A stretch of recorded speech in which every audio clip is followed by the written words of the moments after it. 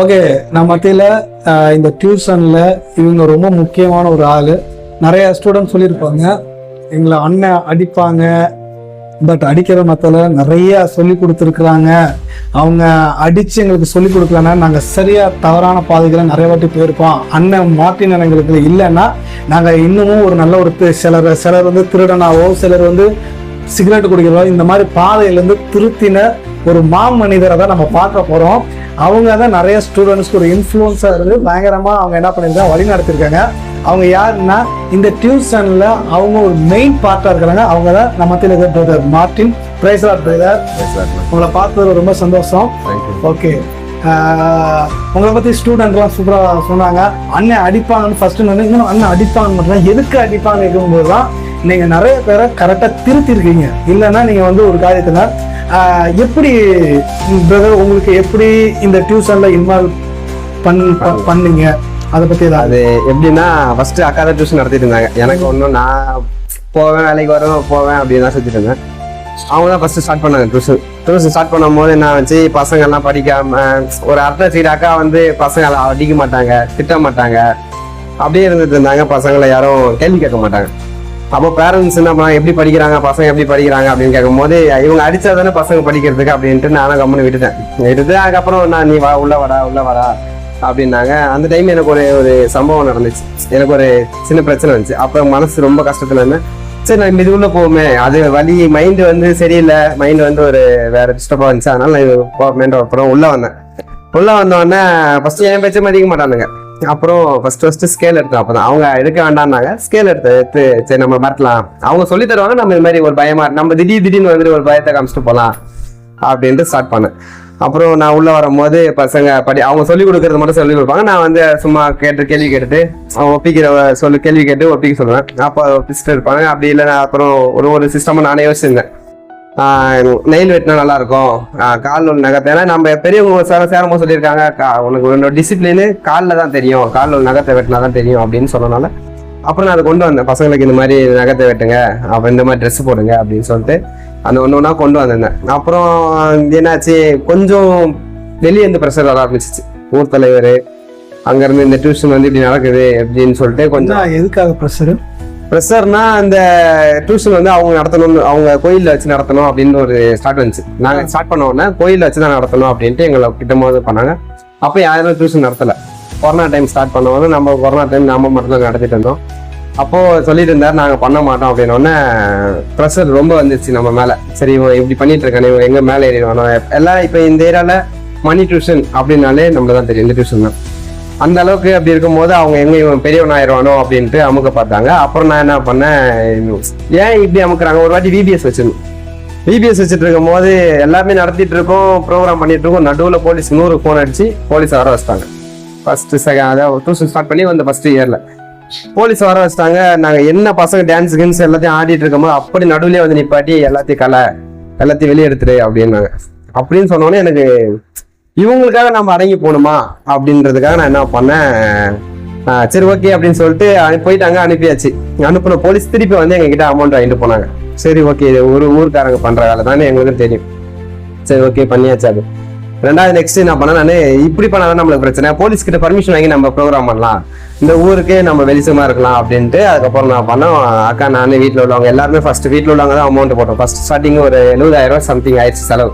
பரவாயில்ல, எவ்வளோ செலவானாலும் பரவாயில்ல, இந்த ஊருக்கு நம்ம வெளிச்சமாக காட்டணும் அப்படின்ட்டு ஃபர்ஸ்ட் டிசம்பர் 25 அதுக்கு முந்தின நாள் 24, ஏன்னா 25 வந்து சர்ச்சைக்கு போனனால அது பண்ண முடியாதுன்னு சொல்லி 24 ஸ்டார்டிங் பெரிய ஸ்டேஜ் போட்டு மைக்கு ஆடியோ ஷூட் எல்லாத்தையும் ரெடி பண்ணி போலீஸ் கிட்ட பர்மிஷன் வாங்கிட்டு ஊர் தலைவர்கிட்ட போய் கொடுக்குறோம். அவர் என்ன சொல்றாரு, நீ எப்படி போலீஸ் கிட்ட பர்மிஷன் வாங்கினேன் அது அப்படின்னு சொல்லிட்டு எங்க முன்னாடி இங்கேருந்து ஃபோன் அடிக்கிறார்.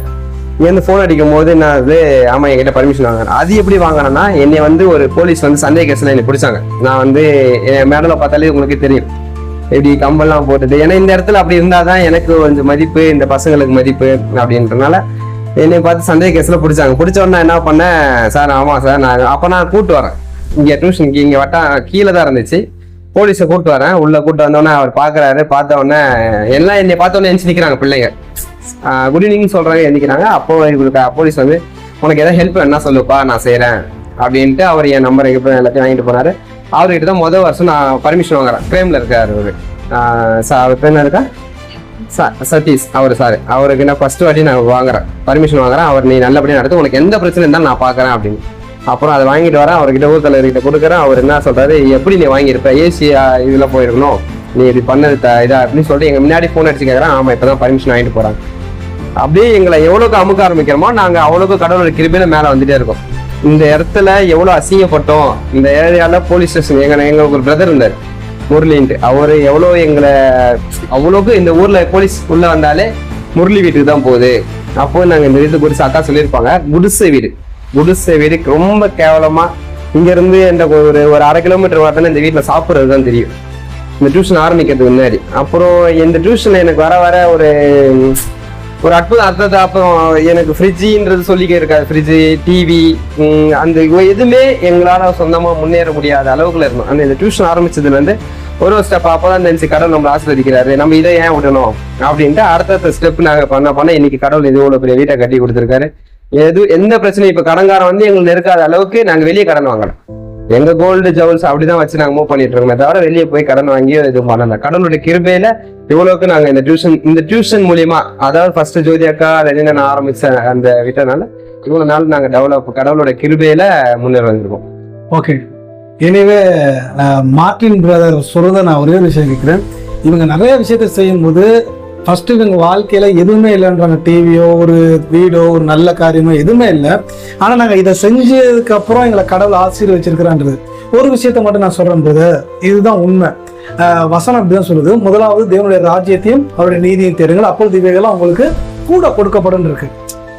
இன்னொரு வசனம் எப்படி சொன்னா, கர்த்தரை தேடுவதற்கு ஒரு நன்மையும் குறைவுபடாதுன்னு இருக்கு. கண்டிப்பா சொல்றேன், நீங்க கர்த்தருக்காக ஒரு ஸ்டெப் நீங்க வைக்கும் போது கர்த்தர் உங்களுக்காக பல ஸ்டெப், அது அவர் உங்களுக்கான ஓப்பனிங்ஸ் நான் கண்டிப்பா நம்புறேன். கண்டிப்பா ஆண்டவர் உங்களை இப்படிலாம் உங்களை பிளஸ் பண்ணிருக்கு பார்க்கும்போது எங்களுக்கு ரொம்ப சந்தோஷமா இருக்கு. மற்ற சென்டருக்கு நான் சொல்றது என்னன்னா, நீங்க கர்த்தருக்கு உண்மையா ஒரு காரியத்தை செய்யும் போது, அதனால சொல்றது கொஞ்சத்தில் உண்மை உள்ளவனை அநேகத்துல அதிகாரியா வைப்பன்ட்டு. இவங்க செஞ்சதுல சின்ன சின்ன விஷயத்துல செஞ்சதுல இவங்க எஃபோர்ட் நிறைய போட்டு இதுக்கு என்ன பண்ணிருக்காங்க, எவ்வளோ பணத்தையோ அதெல்லாம் இது பண்ணி இந்த டியூஷனுக்காக அவங்க செஞ்சதுக்கான இன்னைக்கு அதுக்கான நன்மையை ஆண்டவர் பல காரியமா பல மடங்கு ஆண்டவர் செஞ்சிருக்கிறாரு. இதை மாத்திரமல்ல, இது ஒரு சின்ன ட்ரைலர் தான். இதுக்கப்புறம் தான் இன்னும் ஒரு மெயின் பிக்சர்லாம் இன்னும் பெரிய பெரிய காரியத்தை இவங்க இதுல இன்னும் நிறைய காரியங்களை நம்ம கேட்க போறோம். எனிவே மார்ட்டின் பிரதர், தேங்க்யூ உங்க இன்டர்வியூக்கு. வேற ஏதாவது நீங்க சொல்ல விரும்புறீங்களா? உங்களுடைய கருத்துக்களை நீங்க சொல்லுங்க. ஃபர்ஸ்ட் நான் எதுக்கு இது பண்ணேன்னா, வெளியே சுத்திட்டு இருப்பானுங்க பசங்க, அப்போ கூலிப்பு சிகரெட்டுன்னு அடிச்சிட்டு இருப்பானுங்க. அப்போ வெளியே அடிச்சோன்னா பேரண்ட்ஸ் சண்டைக்கு வந்துருவாங்க என்கிட்ட, என் பையனை ஏன் அடிக்கிற அப்படின்னு. நம்ம பேரண்ட்ஸ் கிட்ட சொல்ல முடியாது. அந்த இதெல்லாம் நாங்க இந்த டியூஷன் உள்ள வந்துட்டேன், நானும் உள்ள இருக்கேன். அப்ப இவங்க எப்படி நம்ம கண்டிக்க முடியுமோ அப்படின்னு சொல்லிட்டு தான் இந்த டியூஷன் ஒன்று ஓப்பன் பண்ணாங்க அக்கா. அந்த டைம் இவனுங்க எல்லாம் உள்ள ஜாயின் பண்ணாங்க. எனக்கு குறைஞ்ச டைம் எந்த டியூஷன் கிடையாது. அப்போ இந்த இடத்துல எல்லா பசங்களும் உள்ள வந்து சேர்ந்துறாங்க. அப்போ அந்த குழி போடுறவன், பீடி பிடிக்கிறவன், அப்புறம் இந்த இது பண்றவனா எல்லாருமே உள்ள வந்துட்டானுங்க. அப்ப நான் எடுத்த இங்க வச்சு வாங்கினா இவனுக்கு விட்டுருவானுங்க, இதுக்கப்புறம் இந்த பழக்கம் பண்ண மாட்டானுன்னு சொல்லிட்டு இதுக்கு முன்னாடி ஸ்டார்டிங்ல இருக்க பசங்க எல்லாம் இப்பெல்லாம் காலேஜ் போயிட்டானுங்க. அவனுங்க இன்னைக்கு, ஆனா நீங்க அன்னைக்கு அடிக்கலன்னா நாங்க இன்னைக்கு இந்த பழக்கம் ரொம்ப டெவலப் ஆயிருப்போம்.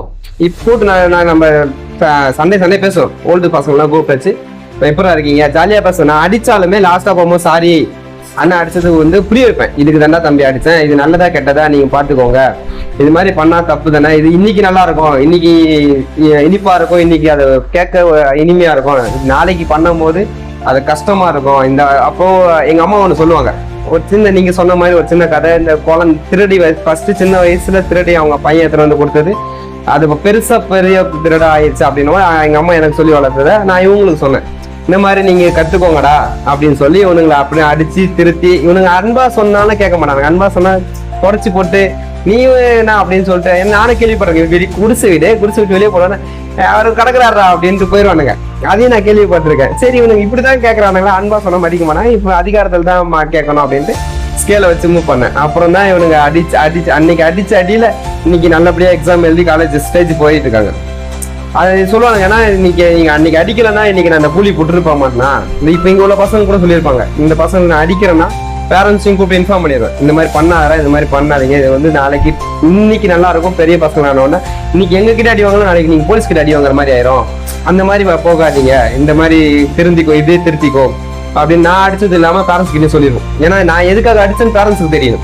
அதனால பேரண்ட்ஸையும் கூப்பிட்டு இன்ஃபார்ம் பண்ணிடணும். அதனால அந்த பழக்கத்துல இருந்து இப்போ மாறி இருக்கானுங்க. ஓகே, கண்டிப்பா சொல்றேன் மார்ட்டின் பிரதர், கர்த்தர் உங்களை ஆசீர்வதிப்பார்.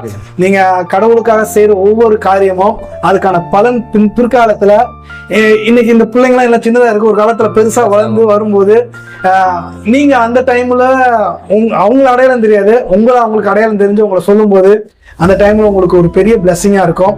எனவே தேங்க்யூ ஸோ மச் உங்களுடைய பேட்டிக்காக.